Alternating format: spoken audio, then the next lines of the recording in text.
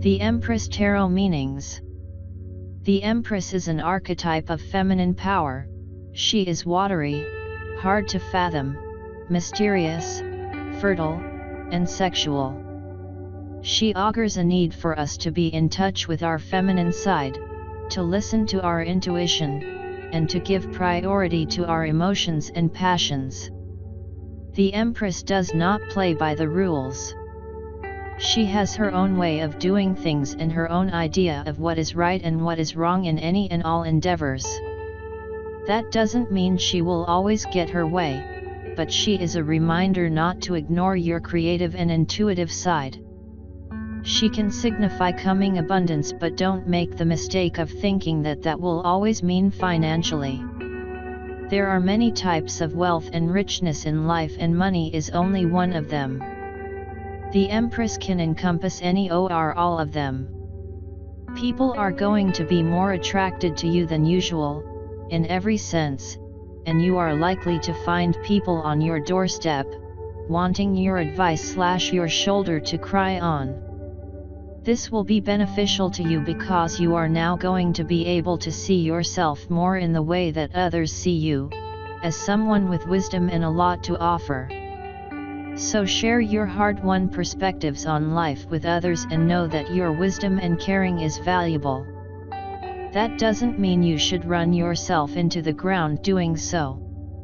If boundaries need to be drawn, for either physical or emotional reasons, then draw them. Past. The last opportunity you had is proving its influence now. Whether business, personal, or artistic, a new partnership will require your continued effort to succeed. Remember your most resourceful behaviors, but especially your discipline. Present.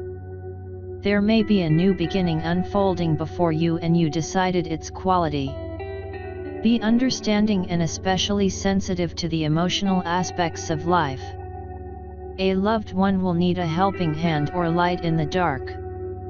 The role is yours to fill, no matter your choice. Future. The future will bring healing and respite for your emotional and physical wounds. Spending time walking on new paths will be more beneficial than mending bridges. Your investments will pay off if you carefully tend them. The Empress stands for all things motherly. A nurturing, loving problem solver, she indicates successful business ventures or other positive, productive opportunities to come. She suggests moving forward to fulfill your full potential, and the answer you seek is yes. No key dates, ruled by Venus. Work. Things should be going very well for you at work right now, but if they're not, then this card indicates that things will get better. Things may not be perfect when they do, but they will be significantly better. People will be inspired by your ideas, your passions, and your way of doing things. Let your inner voice guide you in how you operate. The Empress directs us to follow our bliss, and that the rest will follow. In this analytical day and age where everything seems to be quantified down to the nth degree, most companies reward left brain thinking and ignore the creative right brain side of things. As with most endeavors, there should be balance, and that is also what the Empress is all about. Without creativity, so much becomes merely mundane. Love.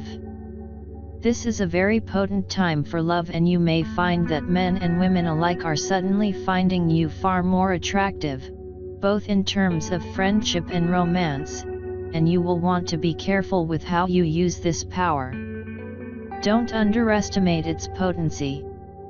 If you are single and are looking, then this is a time when love, true love that is, could very well come your way. In fact, if you are single and not looking, then true love may seek you out anyway. Committed relationships often become sweeter, deeper, and truer under the influence of the Empress. There will be, however, a tendency to get a little carried away with the emotional side of things. The Empress loves the emotional side of life, it's where she's coming from, but there needs to be some balance. Don't let yourself get too carried away. Finances. This card shows an excellent time to make investments, so follow your instincts about them. Money should be flowing well, and even though you may not be rich, you will certainly be comfortable. Be sure to keep the flow going by putting back out a little of what you have, to a person or cause that is important to you. For want of a better phrase, this is a time of financial karma. Share your abundance and don't keep it all to yourself. Health. If you're trying to get pregnant, then this is an excellent sign that this may be forthcoming. If you're not ready to be a parent and pregnancy is a possibility for you, then this is a time when you want to be triply careful.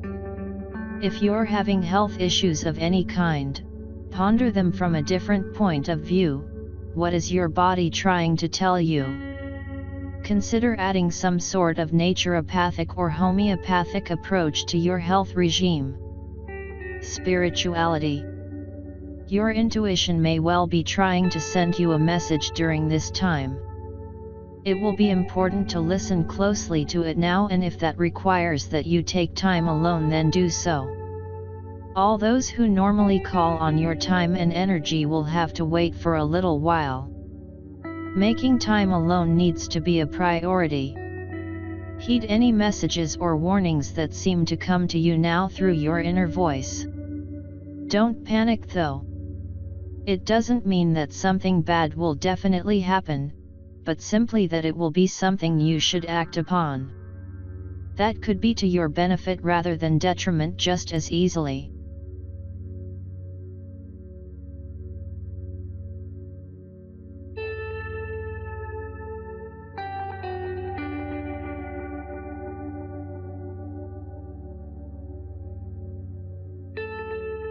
Tarot Card History.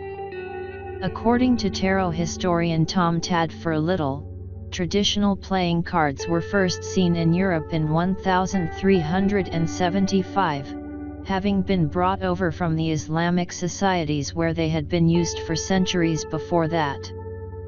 These cards were not, however, tarot cards. At this point, he says, there is no evidence to show that tarot cards had yet been created, which goes against many claims that ordinary playing cards evolved from the original tarot deck. It wasn't until 1440 that the cards that were most likely the origin of tarot cards were first mentioned. In a letter from the Duke of Milan, there was a request for several decks of triumph cards to be used at a special event. The letter differentiated triumph cards from regular playing cards. It does appear, however, that the first tarot decks were created as a game. There were 4 suits with cards numbered 1 through 10, and also court cards that included a queen, king, knight, and page. The deck also included 22 symbolic picture cards that did not belong to any suit. The decks were used to play a game called Triumph that was similar to bridge.